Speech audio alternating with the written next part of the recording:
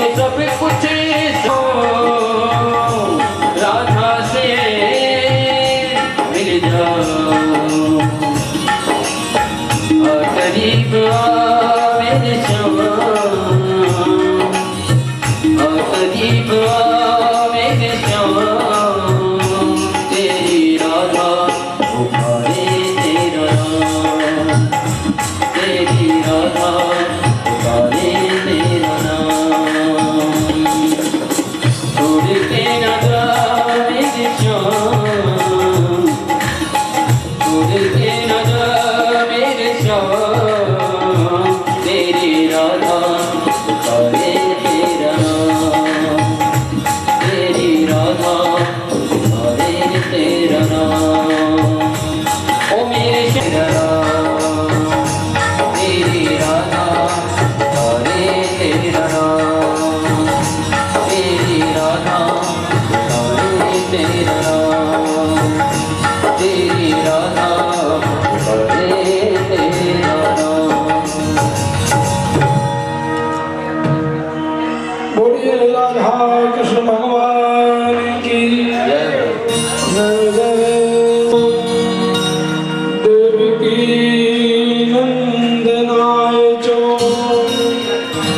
नंद गोप कुमाराय श्री गोविंदाय नमो नमः।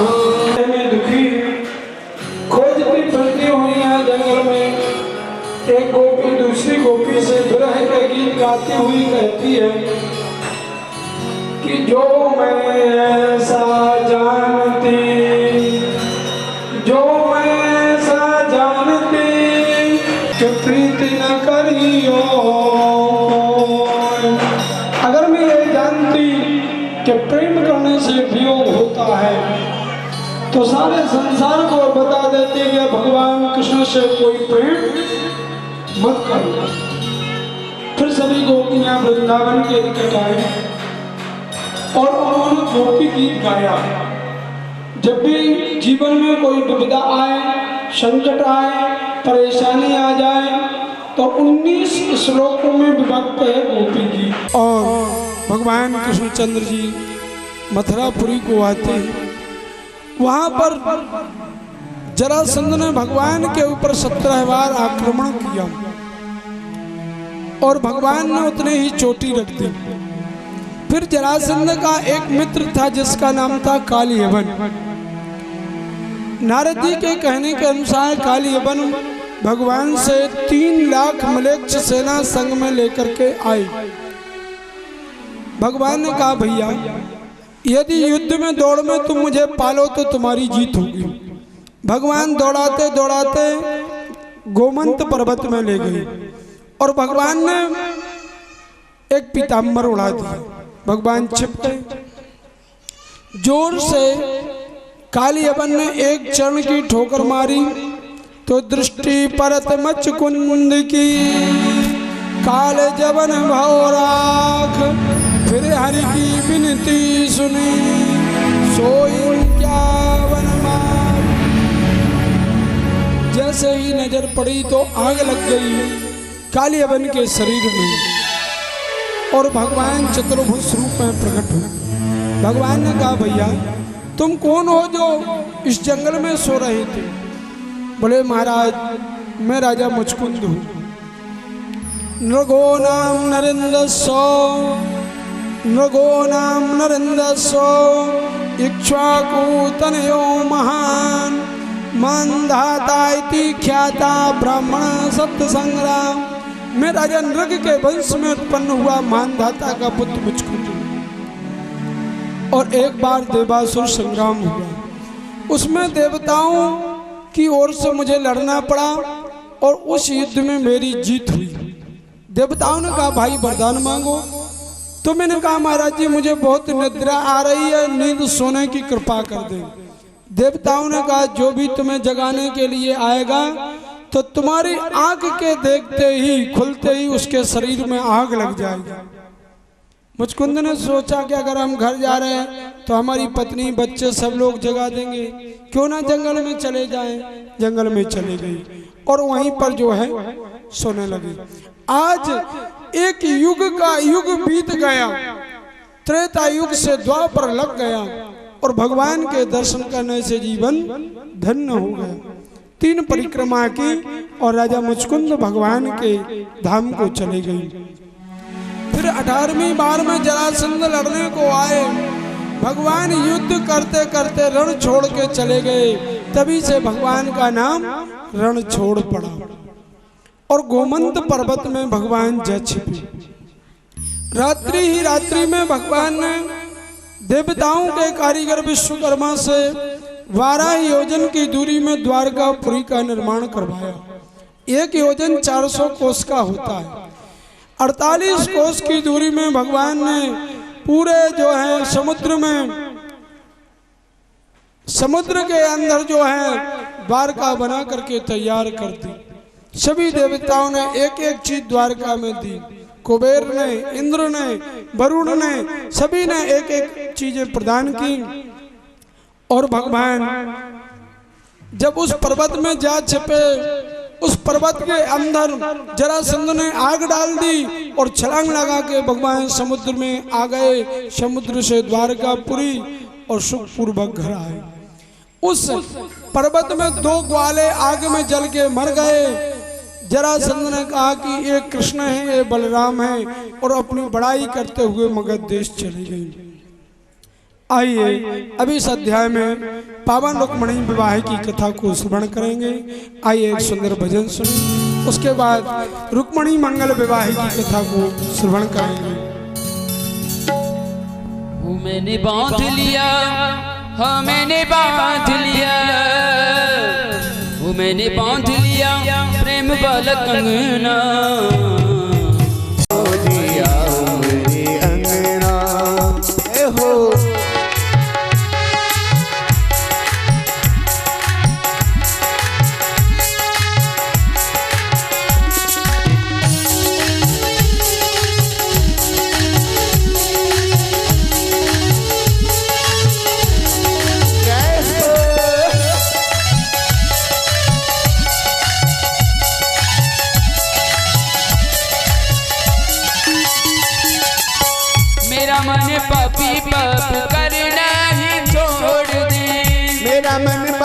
पाप करना ही छोड़ दे। दुनिया से नाता टूटे तेरे संग जोड़ ले। दुनिया से नाता तोड़ तेरे संग जोड़ ले। यही मांग मेरी, हाँ यही मांग मेरी, यही मांग मेरी और कोई मांगना। आओ आओ हरि आओ मोरे अंगना। आओ आओ जी आओ मेरे अंगना। मैंने बांध लिया प्रेम वाला अंगना। आओ आओ हरि आओ मोरे अंगना। आओ आओ जी आओ मेरे अंगना। जय हो।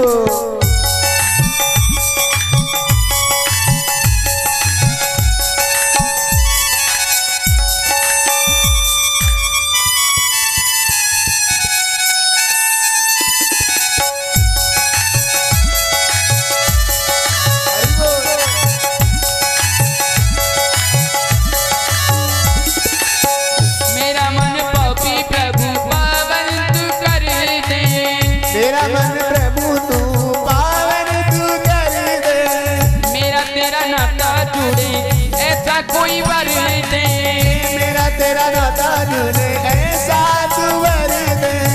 ओ तेरे रंग ऊपर, तेरे रंग ऊपर, तेरे रंग ऊपर चढ़े कोई रंग ना। आओ आओ हरि आओ मोरे अंगना। आओ आओ जी आओ हरि अंगना। आओ आओ हरि आओ मोरे अंगना।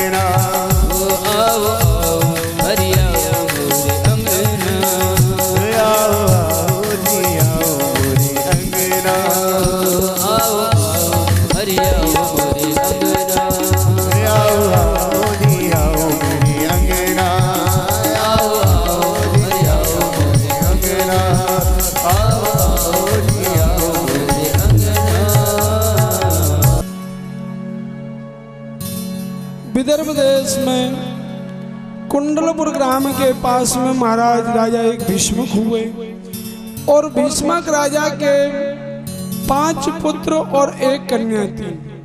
रुक्माग्रजो, रुक्मरथो, रुक्मबाहु अनंतरा, रुक्मकेशु, रुक्ममाली, रुक्मणेताम सुतास्ति। बड़े बालक का नाम था रुक्मी और छोटी बेटी का नाम था रुक्मणी। तो जब रुक्मणी विवाह के योग्य हो जाती है तो उन्होंने अपने बड़े बेटे से सलाह ली, क्योंकि शास्त्रों में, नीति शास्त्रों में लिखा है कि लालेत 5 वर्षाणी 10 वर्षाणी ताड़ेत। अपने बालक को 5 साल तक लाड़ प्यार करना चाहिए और 10 वर्षाणी ताड़े, 10 वर्ष तक ताड़ना देना चाहिए। ताड़ना का मतलब ये नहीं कि आप लाठी लेके मारने लगे। ताड़ना का मतलब ये है कि उसको इतना भय दिखाएं कि वो भयभीत रहे। और जैसे ही बालक 16 से 18 वर्ष का हो जाए तो अपनी बराबरी का समझ करके उसके ऊपर हाथ नहीं उठाना चाहिए, धीरे धीरे अधिकार दे देना चाहिए उसको। तो उसी समय महाराज भीष्मक ने रुक्मी से सलाह ली कि रुक्मणी विवाह के योग्य हो गई है, इसका विवाह कहाँ करना है। तो महाराज जी ने कहा कि महाराज, सभी भाइयों की इच्छा, राजा भीष्मक की, रुक्मणी की इच्छा थी कि भगवान गोविंद के साथ विवाह हो, और लेकिन रुक्मी ने कहा नहीं, ऐसा नहीं होगा। रुक्मणी का विवाह दमघोष के पुत्र शिशुपाल के संग में होगा, ये उन्होंने निश्चित कर लिया। एकांत में लगुन टीका वगैरह भेज दिया, किसी को कोई पता नहीं। जब विवाह के 3 दिन बचे तो भाभी ने कहा कि बहन, तुम्हारी शादी चंदेरी होने वाली है और शिशुपाल के संग में निश्चित हो चुकी है। रुक्मणी ने कहा, भाभी, सुख और दुख में तुम ही तो मेरी एक संगनी हो और मैं शिशुपाल के साथ कदापि विवाह नहीं कराऊंगी। एक बार बचपन में नारद जी के द्वारा मैंने भगवान कृष्ण की गुण कथा को श्रवण किया, चरित्रों को, कथा को श्रवण किया। उसी ही दिन से मैंने गोविंद को अपना पति बना लिया कि कृष्ण ही मेरे पति हैं। इसलिए अब मेरा विवाह होगा तो भगवान श्री कृष्ण जी से होगा। भाभी ने कहा, चिंता मत करो, अभी 3 दिन शेष है और एक ब्राह्मण देवता के लिए भगवान के पास में संदेशा भेजती। तो उसी समय उन्होंने एक विप्र देवता जा रहे थे, उनको नमन किया, कहा, महाराज मेरा ये रथ ले जाइए और द्वारकापुरी तक ये मेरा संदेशा भेज दीजिए। ब्राह्मण बड़े दयालु थे, उन्होंने कहा चलो ठीक है, चलो चलते। रुक्मणी का संदेश लेकर के ब्राह्मण देवता जाते हैं द्वारकापुरी। भगवान बगीचे में घूम रहे थे, उसी समय द्वारपाल ने जाकर के कहा कि अपने द्वार पर एक ब्राह्मण देवता आए। भगवान ने बड़े प्रेम से साहस पूर्वक भगवान स्वयं गए और ब्राह्मण के चरण कमलों को बंधन किया। हाथ पकड़ करके भगवान ब्राह्मण देवता का भीतर ले आए, गद्दी पर बिठाला, भगवान ने सम्मान किया। भागवत जी में आया है कि जिस भक्त के लिए ब्राह्मण प्रिय होता है, भगवान श्री कृष्ण ने कहा कि वह भक्त मुझे प्राणों से भी अधिक प्यारा होता है। जिसकी चाहना ब्राह्मणों से होती है वो भक्त मुझे बहुत प्यारा होता है। तो उसी समय महारानी कृष्ण भगवान के पास से संदेशा पहुंचा। भगवान ने कहा बहुत अच्छा। और उस समय बलराम जी अनंत देश को गए थे। राजा कुकुदमी की पुत्री रेवती के संग में भगवान विवाह रचने को गए थे। तभी भगवान ने और जो है अपने सारथी से कहा, सारथी पुष्पक और बलाहक नाम के घोड़े जोतो रथ में और सुंदर रथ तैयार करके ब्राह्मण और भगवान श्री कृष्णचंद्र जी चले। शाम के समय भगवान का रथ विदर्भ देश पहुंच गया। जब राजा जरासंध ने देखा कि ये तो भगवान का रथ आया है, तो कहने लगे अब बहू भगवान, अब बहू शिशुपाल के संग में